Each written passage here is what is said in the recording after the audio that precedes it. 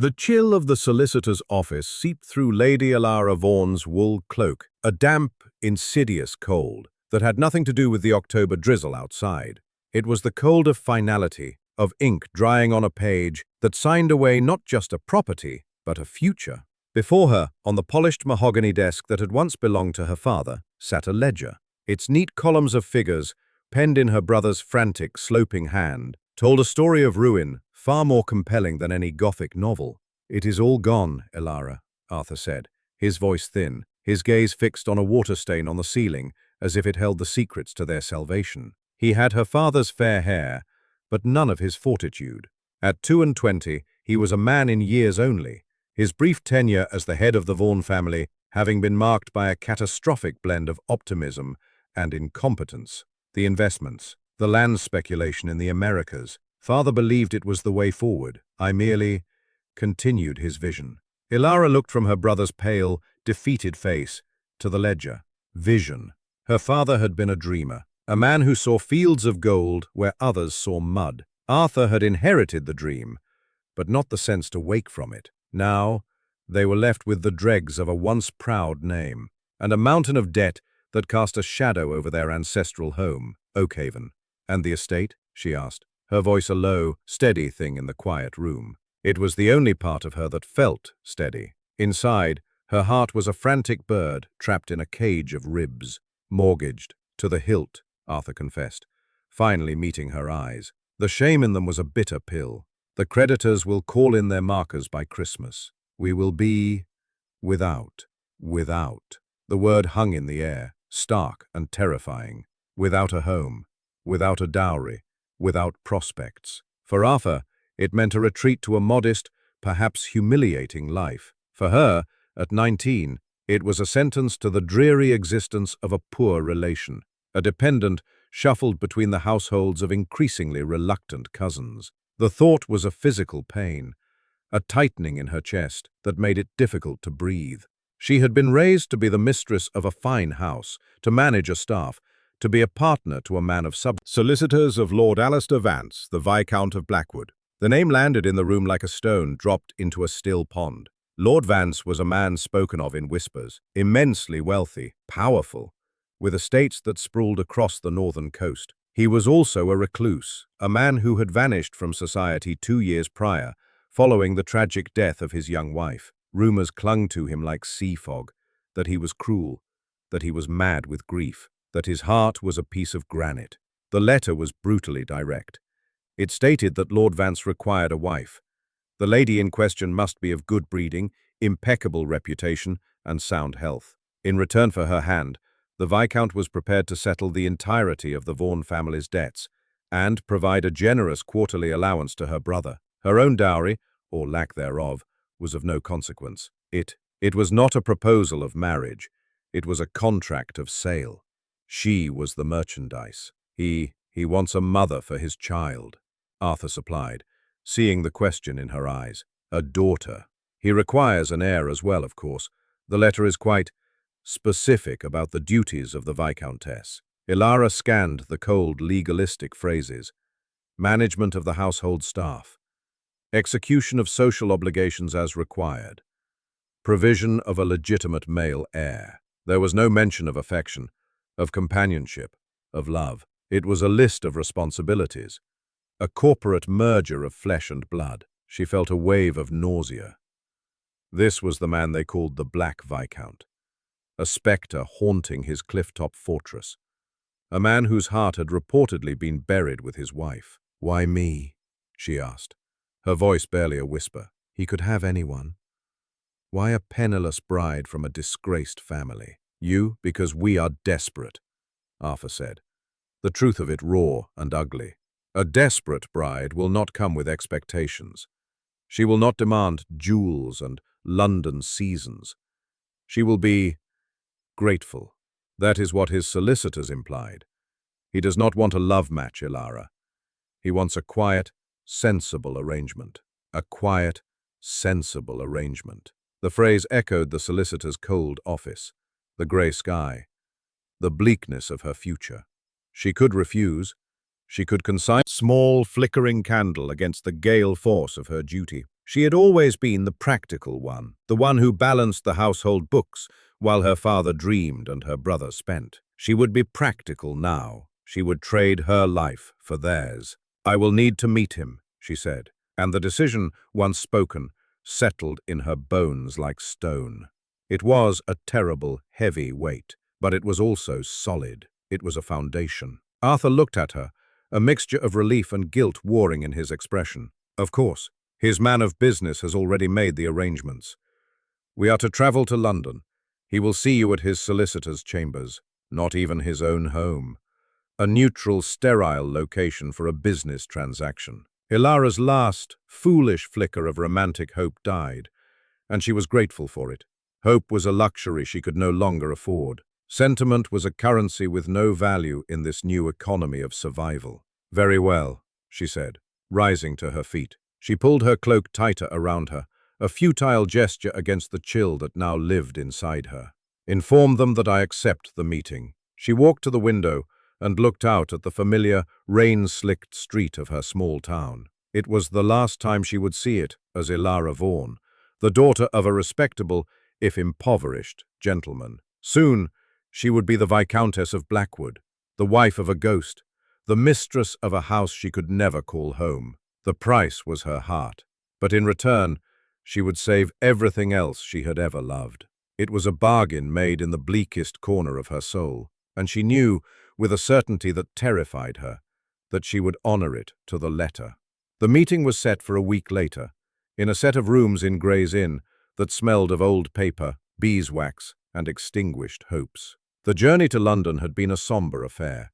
The clatter of the carriage wheels on the road, a constant reminder of the life she was leaving behind, and the unknown she was hurtling toward. Arthur had tried to make conversation, speaking of the relief of his creditors and the future of Oakhaven, but Ilara found she could not participate. She felt suspended between two worlds, belonging to neither. She had chosen her dress with care. A simple gown of dove-grey muslin, devoid of lace or embellishment, was all sharp angles and severe lines, a face that looked as though it had been carved from the same granite as his coastal cliffs. His hair was the black of a raven's wing, and his eyes, a startling pale grey, were as cold and remote as a winter sea. There was no welcome in them, no kindness. There was only assessment. He inclined his head, a gesture so slight it was almost an insult. "Miss Vaughan." His voice was a low baritone, measured and devoid of inflection. It was the voice of a man who did not waste words.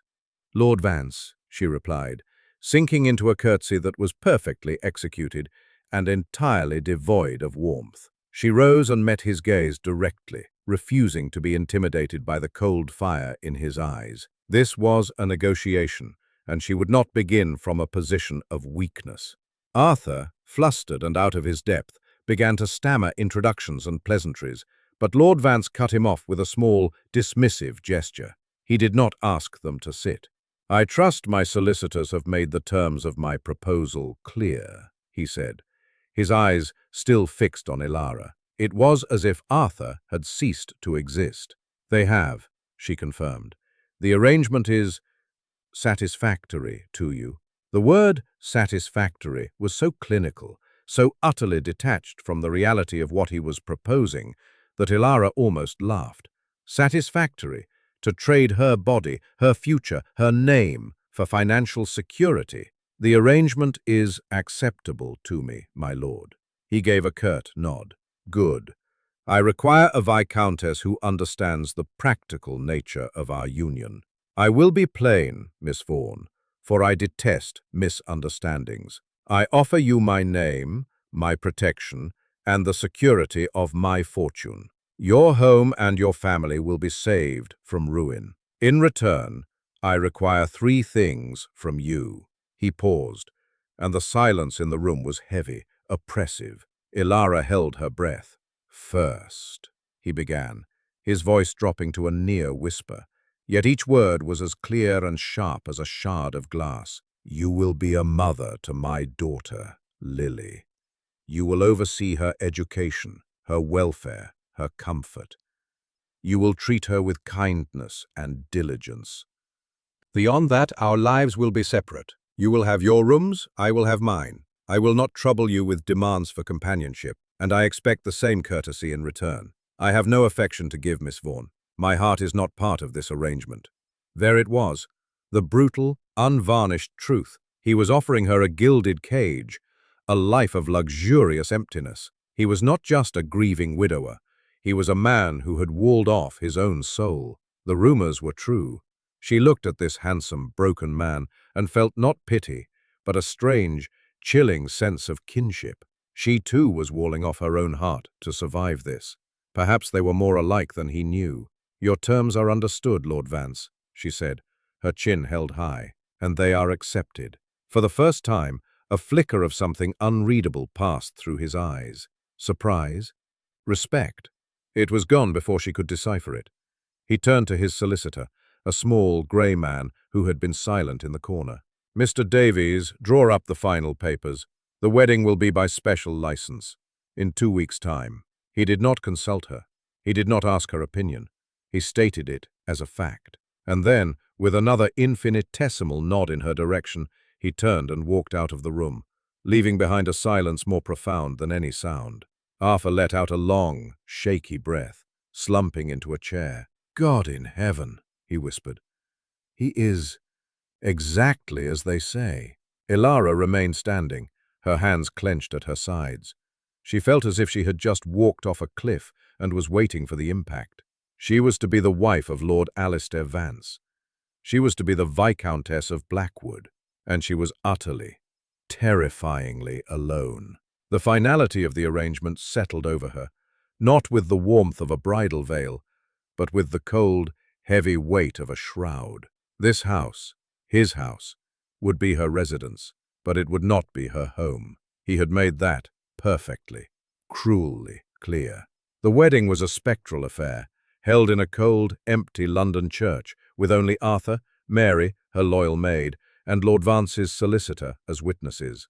Ilara wore a travelling dress of deep blue velvet, for there was to be no wedding breakfast, no celebration. Turned back to the window, the single phrase a clear dismissal.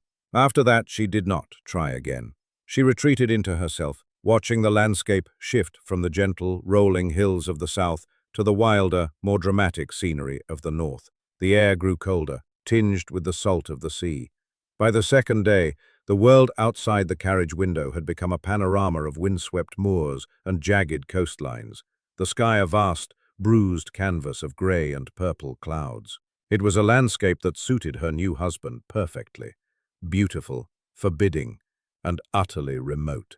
Blackwood Manor appeared as dusk was falling, a silhouette of sharp gables and towering chimneys against a fading sky. It was not a manor so much as a fortress, perched precariously on the cliffs, overlooking the churning, white-capped sea. It was built of the same dark granite as the cliffs themselves, so that it seemed to rise organically from the rock, a grim, watchful sentinel. Ilara's heart sank. Oakhaven, with its warm red brick and gentle gardens, had been a place of light. This was a place of shadows. As the carriage drew to a halt on the gravel drive, the great oak doors swung open, spilling a rectangle of unwelcoming yellow light.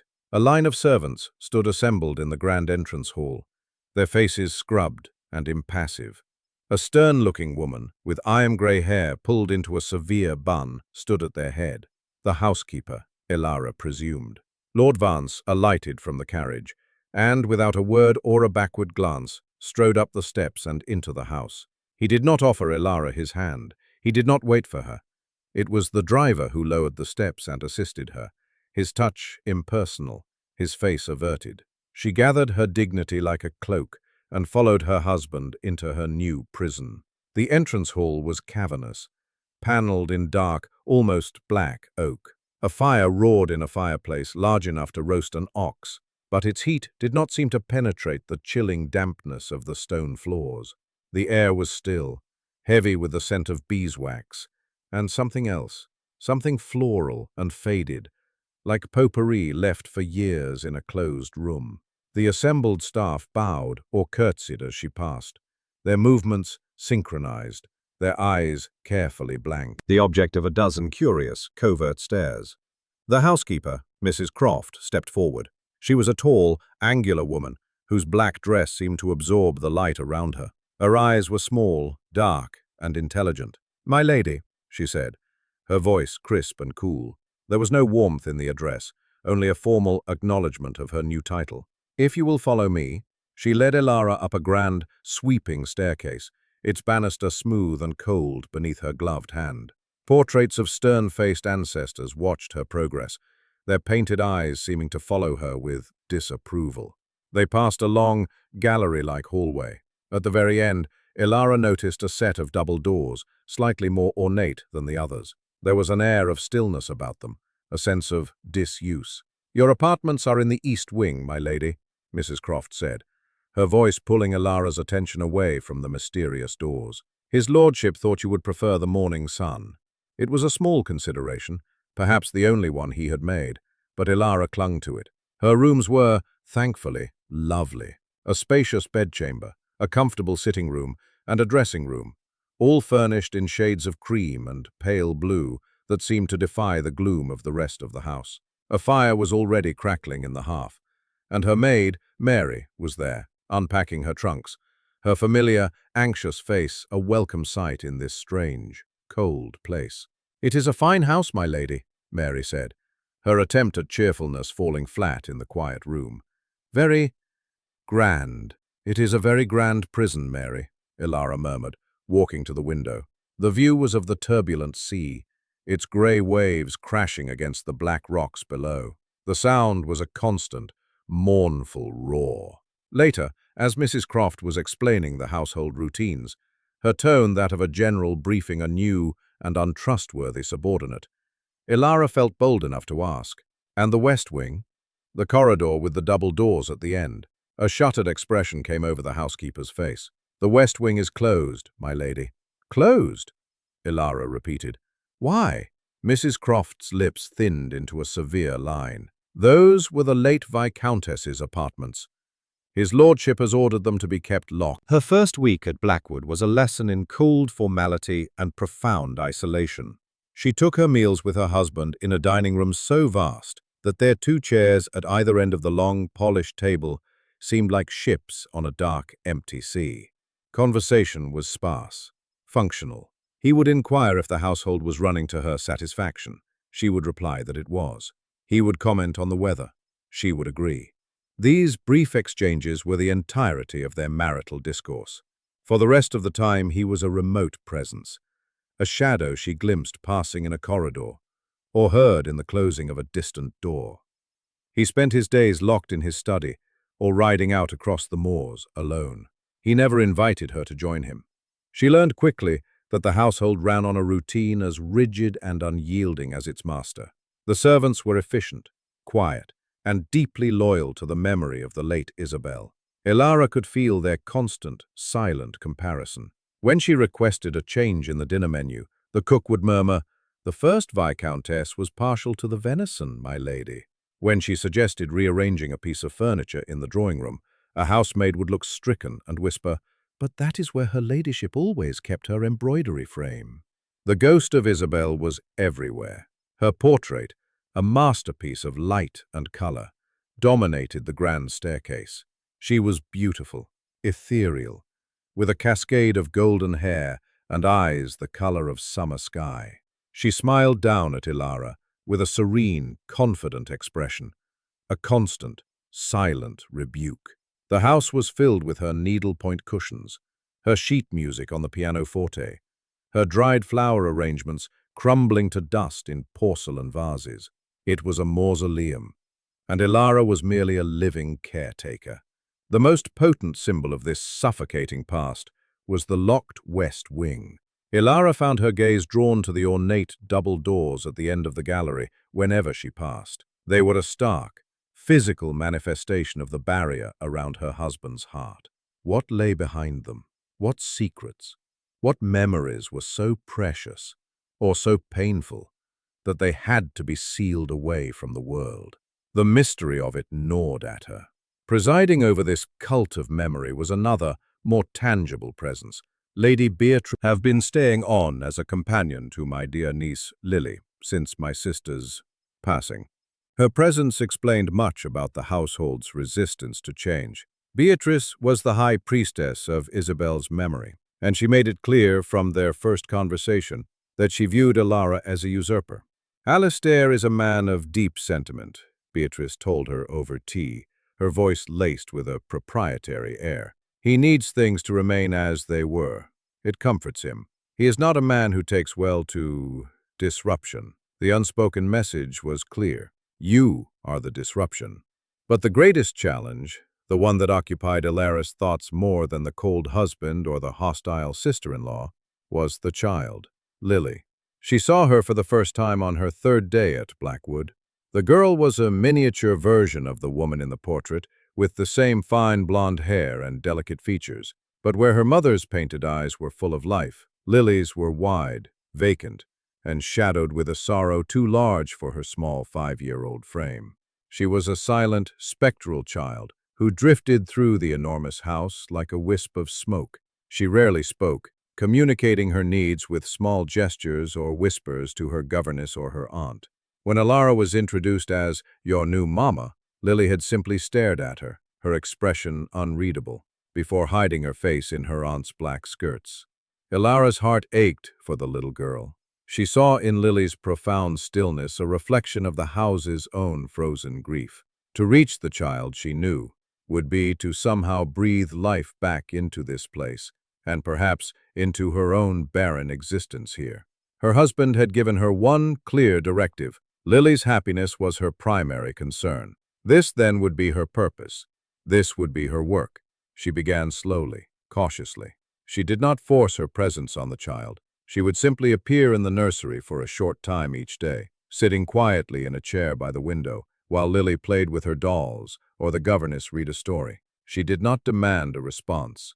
She simply made herself a quiet, constant part of the room's landscape. Beatrice was always there, a vigilant guard dog, her disapproval a palpable force field around the child.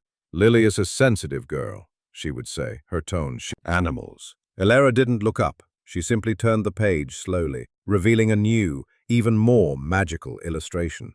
It was the first small crack in the wall of silence between them. Alistair remained a distant figure, but she knew he was watching. Sometimes she would feel a prickling on the back of her neck and look up to see him standing at the end of a corridor, his expression unreadable, before he turned and walked away. He never commented on her efforts with Lily. He never acknowledged her presence in the nursery. His silence was a blank wall she could not penetrate. One morning, searching for a vase in a forgotten cupboard in the flower room, she found a leather-bound journal. It was a garden ledger, the entries penned in a delicate, looping hand. April 5th. Planted the Ladybanks rose against the south wall. Papa says it will cover the brick in 3 years' time. May 12th. The delphiniums are a triumph this year. The blue is the exact shade of the sea on a calm morning. It was Isabel's, a record of the creation of a garden. Later that day, driven by a restless curiosity, Elara found a small, rusted iron gate, half hidden behind a tangle of overgrown ivy. It opened into a large, walled garden, or rather, what had once been a garden. It was a scene of magnificent decay. Weeds choked what must have been intricate flower beds. Climbing roses, unpruned for years, had grown into a thorny, monstrous thicket. A stone sundial was green with moss, its surface illegible, but the structure was still there, the ghost of a beautiful, well-loved space. This had been Isabel's sanctuary, and like everything else associated with her, it had been left to wither and die. A strange resolve took root in Elara's heart. The house was forbidden territory, a shrine to the past she could not alter. Lily was a delicate fortress she could only lay siege to with patience. But this garden was a wild, forgotten place. It answered to no one. Here, perhaps, she could cultivate something of her own. Here, she could bring something back to life. It was a quiet, secret rebellion, a single act of creation in a house dedicated to preservation. The next day, she put on a pair of sturdy gloves she found in a potting shed and began, with her own 2 hands, to pull the apple tree. Mary, her maid, would bring her a cup of tea, her face a mixture of concern and admiration. "His lordship will not like you dirtying your hands so, my lady," she fretted. "His lordship does not have to know," Hilera would reply, a small, defiant smile on her lips. "And besides, what is he going to do? Banish me to the country?" The work was a balm to her troubled spirit. In the garden, she was not the replacement Viscountess or the unwanted stranger. She was simply a woman, tending the earth. Each weed she pulled felt like a small victory against the decay that permeated Blackwood Manor. Each patch of cleared soil was a promise of future life. Her quiet persistence with Lily began to bear fruit as well. The little girl's initial suspicion slowly gave way to a tentative curiosity. She would watch Ilara from the nursery window as she worked in the garden. One day, Ilara looked up to see the small face pressed against the glass. She smiled and waved. Lily did not wave back, but she did not retreat either. The next afternoon, as Ilara sat reading in the nursery, Lily approached her, a small wooden bird clutched in her hand. She did not speak, but she held the toy out. It was an offering. "What a beautiful bird," Ilara said softly, her heart beating a little faster. "Is he a robin, like the one in the garden?" Lily gave a tiny, almost imperceptible nod. She remained by Ilara's chair for the rest of the hour, a silent, watchful presence. It was a beginning. Lady Beatrice observed these developments with ill-concealed resentment. She saw Ilara's efforts not as kindness, but as a calculated campaign to erase Isabel's memory. "My sister designed that garden," she said one afternoon, her voice sharp, as she found Ilara returning to the house, her skirts smudged with dirt. "Every plant, every stone was chosen by her. It is a desecration to disturb it.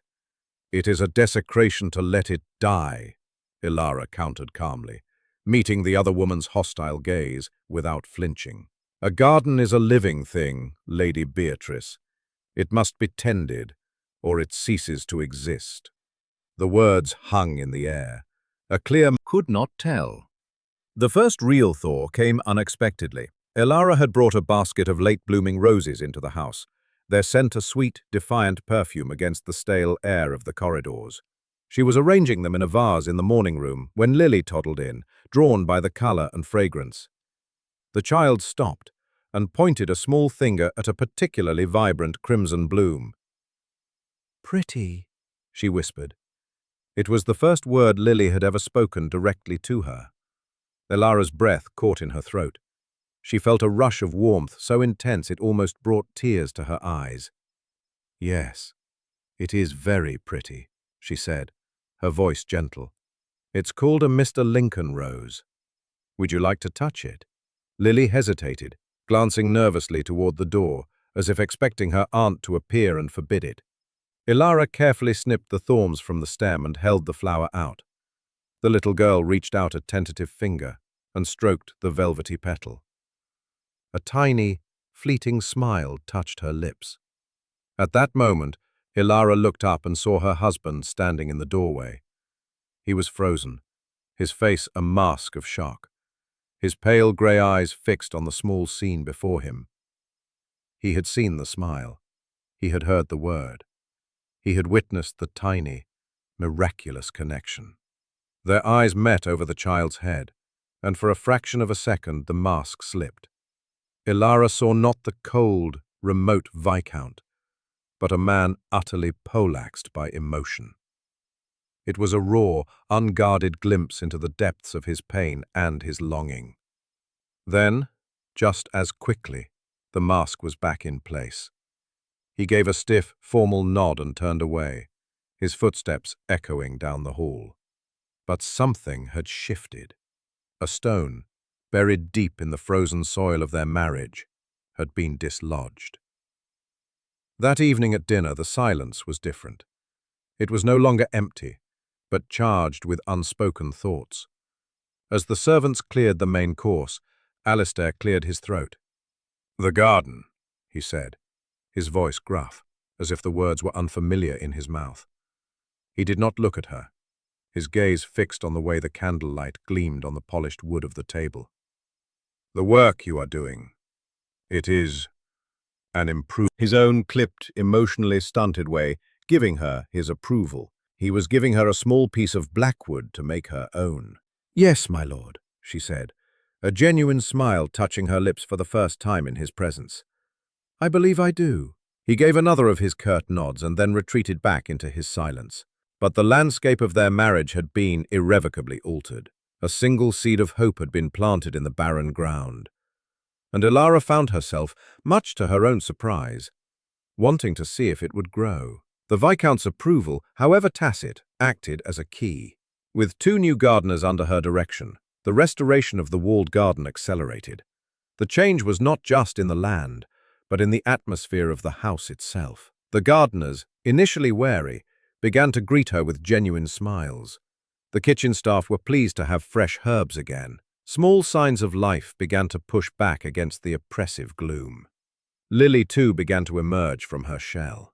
The garden became their shared space. Ilara would give her small tasks, carrying a tiny watering can, helping to plant bulbs for the spring, or simply searching for ladybugs on the leaves of the reviving roses. In the open air, away from the watchful eyes of her aunt and the suffocating memories within the house, the little girl began to unfurl. Her vocabulary expanded beyond single words. She would ask questions, her small voice piping with curiosity. "Why is the sky blue, Ilara? Where do the bees sleep at night?" Ilara never corrected her use of her first name. Mama was a title still owned by a ghost, and Lady Vance was a wall between them. Ilara was a bridge, and she welcomed it. Lady Beatrice watched this blossoming friendship with a jealousy that curdled her features. She saw every laugh from Lily, every new word spoken to Ilara as a personal betrayal, an erosion of her own importance, and a deeper desecration of her sister's memory. Her comments became more pointed, her presence in the nursery more suffocating. "One hopes all this time in the damp air will not lead to a chill," she would say, pointedly wrapping a shawl around Lily's shoulders, even on a mild day. Isabel was always so careful of Lily's delicate constitution. Logistics of the estate. But they were a world away from the crushing silence of her first weeks. She was learning to read the nuances of his clipped speech, to find the meaning in the things he did not say. She began to see the cracks in his granite facade. She noticed the way his hand would sometimes clench on the arm of his chair when Lily's laughter drifted in from the hall, a mixture of pain and longing in the gesture. She saw the deep weariness in his eyes when he thought no one was looking. He was not just a cold man. He was a man in constant, agonizing pain. Her initial fear of him began to slowly, imperceptibly, transmute into a complex, aching sympathy. The crisis came, as crises often do, with the turning of the weather. As late autumn bled into early winter, a season of relentless, chilling rain set in. The sea turned from grey to a furious, churning black, and the wind howled around the stone corners of the manor like a hungry wolf. Confined indoors, the fragile peace Ilara had cultivated began to fray. Beatrice's presence became inescapable, her criticisms more frequent, and Lily, deprived of her garden sanctuary, grew quiet and listless. One evening the child complained of a sore throat. By morning she was feverish, her small body burning with heat, her breathing shallow and ragged. The house was thrown into a quiet panic. The local doctor was summoned, a portly, serious man who smelled of damp wool and carbolic soap. He examined the child, his expression grim. "It is a severe inflammation of the lungs," he announced to Alistair and Ilara in the corridor outside the nursery. "The fever is dangerously high. We must work to bring it down. The next 48 hours will be critical." Alistair received the news with a terrifying stillness. All color drained from his face, leaving it a mask of pale wax. He looked, in that moment, utterly broken, as if the doctor's words were a physical blow that had shattered his carefully constructed composure. Beatrice, however, dissolved into hysterics. "It was the garden!" she shrieked, her voice echoing unnaturally in the silent hall. She rounded on Ilara, her eyes wild with accusation and grief. "I warned you! All those hours in the damp, cold earth. You have done this. You have made her ill. My poor, precious sister." The silence that followed was more damning than any accusation. Ilara stared at Beatrice, then at her husband. The insinuation was monstrous. unthinkable. But she saw the flicker of something in Alistair's eyes. Not anger, but a deep, hunted shame. He looked away, unable to meet her gaze. A cold dread, far worse than the winter chill, settled in Ilara's heart. What had Beatrice been about to say? What terrible secret was festering beneath the surface of this family's grief? But there was no time for questions. A small, weak cry came from the nursery. Lily. That was all that mattered now. Pushing aside Beatrice's venom and her husband's strange reaction, Ilara's focus narrowed to the one thing she could control. "I will sit with her," she said, her voice clear and steady in the charged atmosphere. She looked directly at Alistair. "I will not leave her." He looked back at her, his expression a maelstrom of conflicting emotions. For a long moment, he seemed to be weighing her, judging her. Then, he gave a single, decisive nod. He was placing his daughter's life in her hands. It was an act of trust born of sheer desperation, but it was trust nonetheless. Ignoring Beatrice's gasp of outrage, Ilara turned and walked into the sick room. The heavy weight of her husband's faith and the chill of his sister-in-law's insinuation settling upon her shoulders. The next 2 days were a blur of long, silent vigils. The nursery was kept dim, the air heavy with the scent of eucalyptus and fear. Ilara sat by Lily's bedside, bathing her forehead with cool cloths, murmuring soothing words, and coaxing spoonfuls of water and broth between her cracked lips. The doctor came and went. Beatrice hovered in the doorway, wringing her hands, until Alistair curtly ordered her to her room. He did not leave either. He took the armchair on the other side of the fireplace, a silent, grim-faced sentinel. He did not speak, did not sleep. He just watched, his entire being focused on the small, struggling form in the bed. For 48 hours they were bound together in that small, warm room, a fragile, temporary alliance against the spectre of death. In the shared silence, surrounded by the howling of the storm outside, the rigid formalities, almost a physical force, Ilara felt tears spring to her eyes as she helped the little girl drink. Across the room, Alistair buried his face in his hands, his broad shoulders shaking with silent, racking sobs. The sound was utterly devastating. Ilara's heart broke for him. Without thinking, she crossed the room and placed a tentative hand on his shoulder. He flinched at her touch, but did not pull away. After a moment he raised his head, his face ravaged by exhaustion and relief, his pale eyes shimmering with unshed tears. "Thank you," he whispered, his voice thick with emotion. The words were simple, but they carried the weight of everything that had passed between them in that room. The shared crisis irrevocably shifted the dynamics of the household. Lily's recovery was slow but steady. The bond between her and Ilara, forged in the crucible of the sick room, was now unbreakable. The child would ask for her, her hand constantly seeking Ilara's. Beatrice's power, on the other hand, was shattered. Her hysterical accusations had alienated Alistair completely. A week after Lily was out of danger, he summoned Beatrice to his study. Ilara, passing in the hall, heard his low, firm voice, and then Beatrice's tearful, indignant protests. A short while later, Lady Beatrice Croft departed from Blackwood Manor, her trunks packed, her face a mask of bitter defeat. A palpable tension lifted from the house with her departure. It was as if the air itself had cleared, but a new tension had taken its place. The question Beatrice had left hanging in the air, "You have killed her, just as you killed," was a ghost that now haunted the corridors between Ilara and Alistair. The intimacy of the sick room had been replaced by a strained, awkward silence. They were more aware of each other than ever before, but the unspoken accusation lay between them like a sword. Ilara knew she could not go on like this. The doubt, once planted, was a poison. She needed to know the truth, no matter how terrible it was. One evening, a fierce storm was raging outside, rattling the window panes and sending gusts of wind down the chimneys.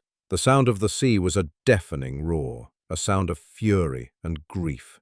She found Alistair in the library, standing before the beating of her own heart. "She said you were with Isabel on the cliffs, the day she died. She said you were arguing." He was silent for a long time, the only sounds the crackle of the fire, and the howling of the wind. Ilara waited, her hands clenched at her sides. She had to know. When he finally spoke, his voice was a raw, broken thing, scraped from the depths of his soul. "Yes," he said, the word barely audible. "We were arguing." He drained his glass in one swallow and set it down on the mantel with a clink that sounded unnaturally loud. He would not look at her. He kept his gaze fixed on the flames, as if they held the scene he was about to describe. "It was after the second baby," he began, his voice strained. "The boy. He was stillborn. Isabel. She was never the same after that. The light just went out of her. The doctors called it melancholy, a nervous affliction. They had no name for the depth of her despair." He paused, gathering himself. Ilara felt a wave of compassion so strong it was dizzying. She had never known about a second child. No one ever spoke of it. "She would have these periods of darkness," he continued. "Days when she wouldn't leave her room, wouldn't speak to anyone, not even Lily. And then she would be frenetic, talking of traveling, of leaving Blackwood, of escaping. She grew to hate the sea. She said it was calling to her." His voice cracked on the last words. "That day, it was one of her dark days. I found her on the cliff path, the one that leads down to the cove. She was standing right at the edge. She was talking about how peaceful it must be, under the water, how quiet." He stopped, his breathing ragged. "I was trying to coax her back. I was pleading with her. I raised my voice. I was angry at her, at God, at the world for what it had done to her. I grabbed her arm. I told her to think of Lily." He fell silent, and Ilara could picture the scene with horrifying clarity. The wild sea, the precarious cliff edge, the two figures locked in a desperate struggle between life and despair. "She pulled away from me," he whispered, his voice now hoarse with unshed tears. Rooms and the suffocating grief. It was not just sorrow. It was a profound, soul-crushing guilt. He had not driven her to her death out of malice, as Beatrice's words had implied. He had been trying, desperately and clumsily, to save her life, and had been forced to watch her die instead. The truth was so much more tragic than the malicious fiction Ilara had feared. Her heart, which had been bracing for a terrible revelation of cruelty, instead broke with a wave of profound, overwhelming empathy.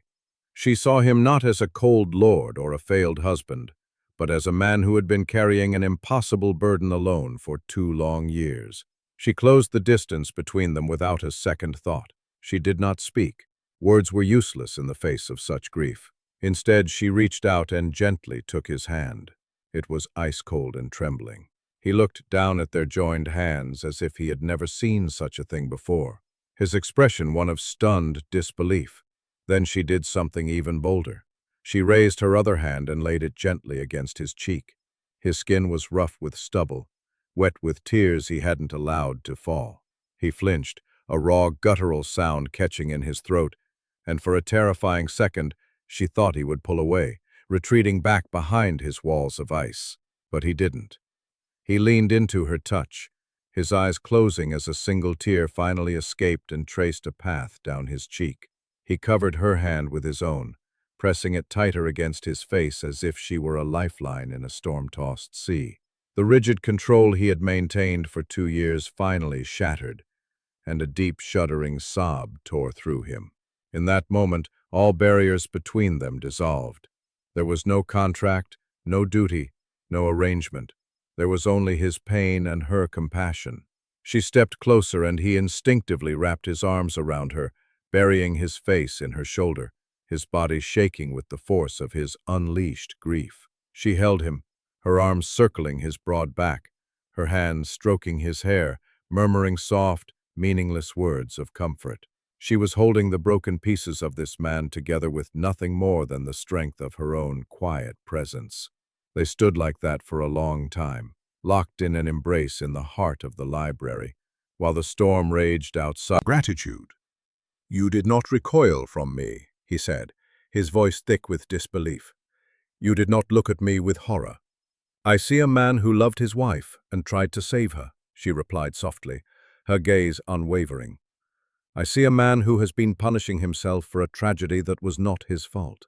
He searched her face, looking for any sign of condemnation, of pity, of the revulsion he so clearly felt for himself. He found none.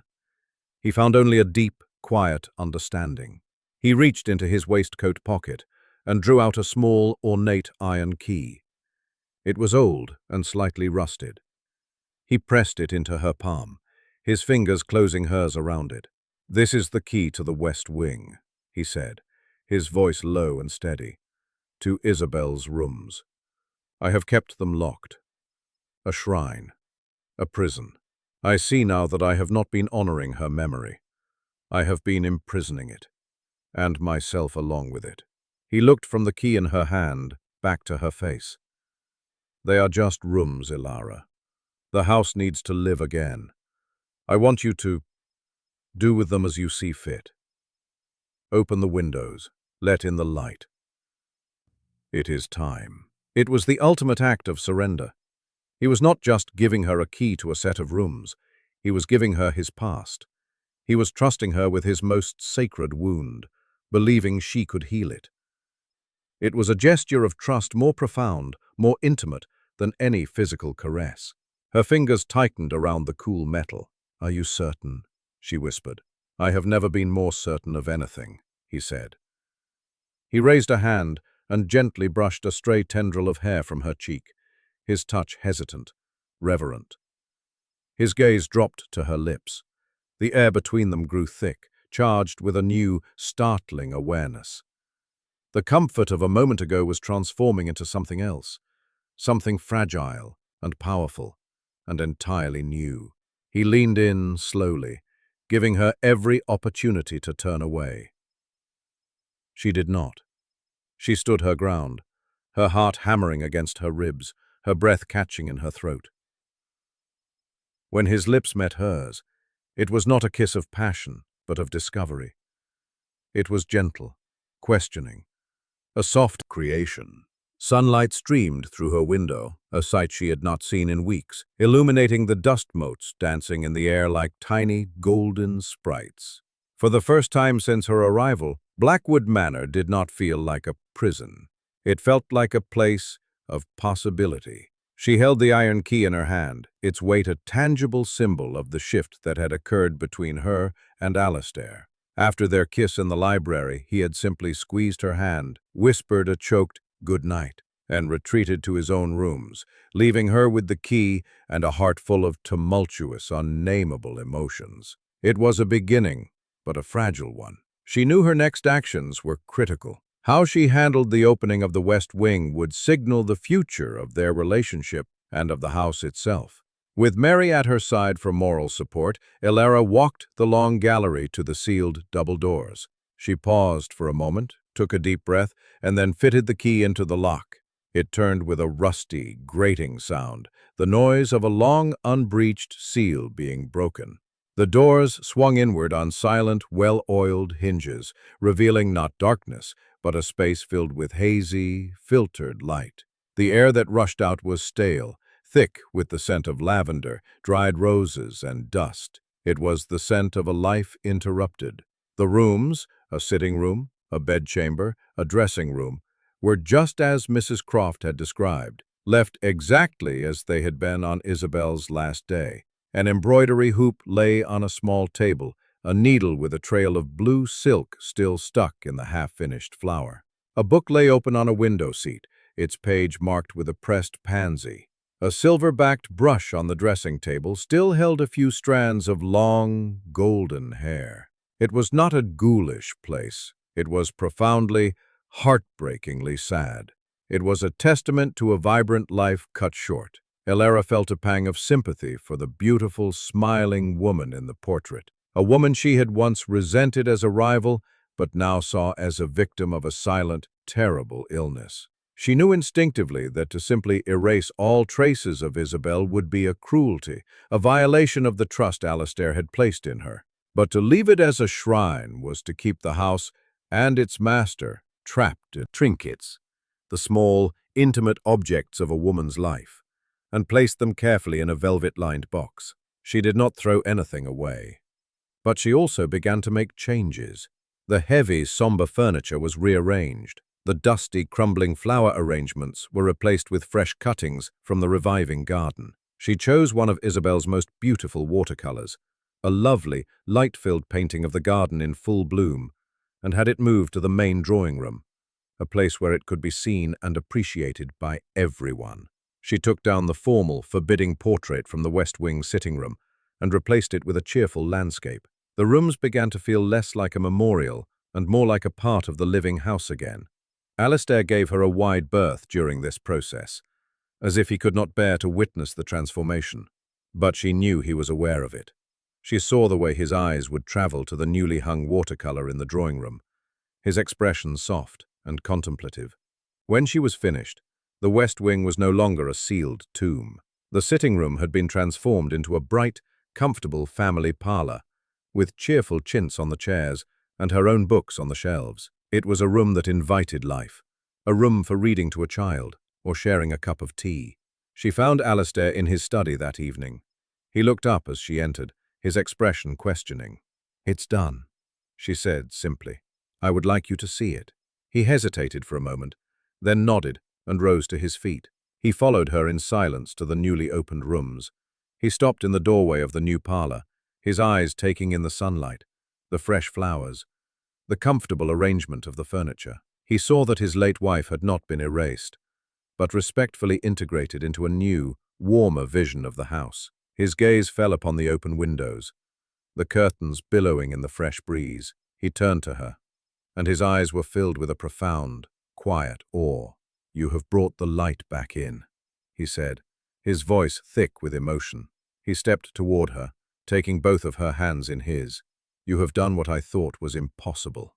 You have honored the past without being imprisoned by it. How did you know?" "Because I knew it's what you needed," she said softly, "and what Lily needs, and what this house promise." The beds neatly turned and filled with bulbs that would burst into life in the spring. He came and stood beside her, not speaking for a long moment, simply looking at the work she had done. "When Isabel died," he began, his voice low and reflective, "I thought all the beauty had gone out of the world. I thought my life was over.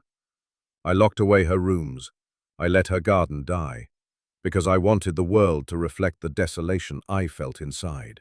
I thought that to preserve my grief was the only way to honor my love for her." He turned to face her, his pale eyes clear and direct. "I was wrong. Grief is not a shrine to be sealed away. It is a wound that must be allowed to heal. You, Ilara, you have been the balm on that wound. You came into this cold, silent house, and you did not try to conquer it. You tended it. You tended my daughter. You tended this broken ground. You patiently, quietly, brought life back to everything you touched." He reached out and took her dirt-smudged hand in his, raising it to his lips and pressing a gentle kiss to her knuckles. "I did not believe I was capable of feeling anything again. My heart was not part of our arrangement, I told you. I was a fool. My heart was merely dormant. And you, my beautiful, resilient wife, you have woken it up." He looked into her eyes, and all the walls were gone. All the grief, all the guilt, all the cold distance had been washed away, leaving only a clear, shining truth. "I love you, Ilara," he said. The words simple, profound, and utterly transformative, more than I have words to express. "You are not just the Viscountess of Blackwood. You are the heart of Blackwood, the heart of my life." Tears welled in Ilara's eyes, tears of joy and disbelief, and a deep, resonant love that had grown so quietly she hadn't even dared to name it until now. "And I love you, Alistair," she whispered. He smiled, a true, brilliant smile that transformed his severe face, making him look years younger, a man she had never seen before. It was the smile of a man set free. The next morning, Alistair did something that sent a shockwave of "to be a home again." He paused, his gaze sweeping over the assembled staff, meeting the eyes of the housekeeper, the cook, the footman, the maids. "From this day forward," he declared, his voice rising with conviction, "you will address Lady Elara not merely as the Viscountess, but as the true mistress of this house. Her word is my word, her command is my command. What she says is law." He then turned to look directly at Elara, his eyes shining with love and pride, and his next words were for her as much as for the staff. "This house, which for so long has been a place of duty for her and a place of memory for me, is now her home, our home." A stunned silence fell over the hall, followed by a low murmur of approval. A few of the older female servants were dabbing at their eyes with their aprons. Mrs. Croft, the stern housekeeper, gave Elara a look of profound, unadulterated respect, and a small, genuine smile touched her lips for the very first time. It was a public declaration, a formal transfer of power, not just of the house, but of his heart. He was cementing her place, erasing any doubt, any whisper of her being a temporary replacement. He was telling the world, and her, that she belonged. She was home. 1 year later, the world of Blackwood Manor was utterly transformed. The house was no longer silent. It was filled with the sound of life. Lily's laughter echoed in the corridors, the bright, happy sound of a child who felt safe and loved. She was no longer a ghost child, but a vibrant, chattering girl who divided her time between lessons with her governess and helping Elara in the now magnificent garden. The garden itself was a riot of color and scent, a testament to a year of dedicated care. It had become the heart of the home, a place where the family gathered on sunny afternoons, where Alistair would read to Lily in the shade of the apple tree, and where he and Elara would walk in the evenings, their hands clasped, their conversation easy and intimate. Elara was the undisputed mistress of the house, respected by the staff and loved by her family. She was expecting their first child in the spring, a fact that had brought a new layer of joy and anticipation, only shadow that remained. He led her to the spot, a beautiful, wind-swept promontory with a breathtaking view of the sea and the sky. It was no longer a place of horror in her mind, but simply a part of the landscape of their home. They stood for a long time in silence, the wind whipping strands of her hair across her face. The sea below was a brilliant, sparkling blue, calm and peaceful. "I wanted to come here with you," Alistair said finally, his voice quiet but steady, "to reclaim it. This place has held so much pain for me. But it is also just a place, a beautiful place. It doesn't have to be a grave." He turned to her, his grey eyes full of a love so profound it still made her breath catch. He gently placed a hand on her swollen belly. "Our son will be born here, at Blackwood. He will grow up seeing this view. I want his memories of it to be of happiness, of his parents standing here together, looking toward the future." He drew her into his arms, holding her close against the wind. "You saved me, Elara. You walked into the darkest chapter of my life and you were not afraid. You taught me that a heart can break and still learn to love again. You taught me that a house is not a home until there is love within its walls." She leaned her head against his chest, listening to the steady, reassuring beat of his heart. "We saved each other," she whispered. They were not the same two people who had met in a solicitor's office, two strangers bound by a cold contract. They had been forged into something new by compassion, by patience, and by the slow, tenacious power of a love that had refused to be denied. Looking out at the endless horizon, with her husband's arms around her and their child stirring within her, Elara knew that she had not just found a residence. She had, against all odds, truly and finally come home. Dear listener, how often do we encounter walls in our lives? Sometimes they are of our own making, built from grief or fear, brick by painful brick, until we are sealed inside a fortress of our own sorrow. Other times, we encounter the walls of others, the cold shoulder, the closed heart, the refusal to let anyone in. It is tempting in those moments to turn away, to seek easier paths and more welcoming company. From the patient, daily acts of tending. It is the steady hand, the listening ear, The choice to plant a flower where once there were only weeds. It is the courage to sit quietly in the dark with someone until they are ready to see the dawn. This story teaches us that the most profound way to change a life, or a home, is not to force the locks, but to cultivate a garden so beautiful that the person inside finally, willingly, opens the door themselves, drawn out by the promise of life. Thank you for listening. If this story resonated with you, please consider liking, subscribing, and sharing it with someone who might need a reminder that even the most frozen ground can be coaxed into bloom.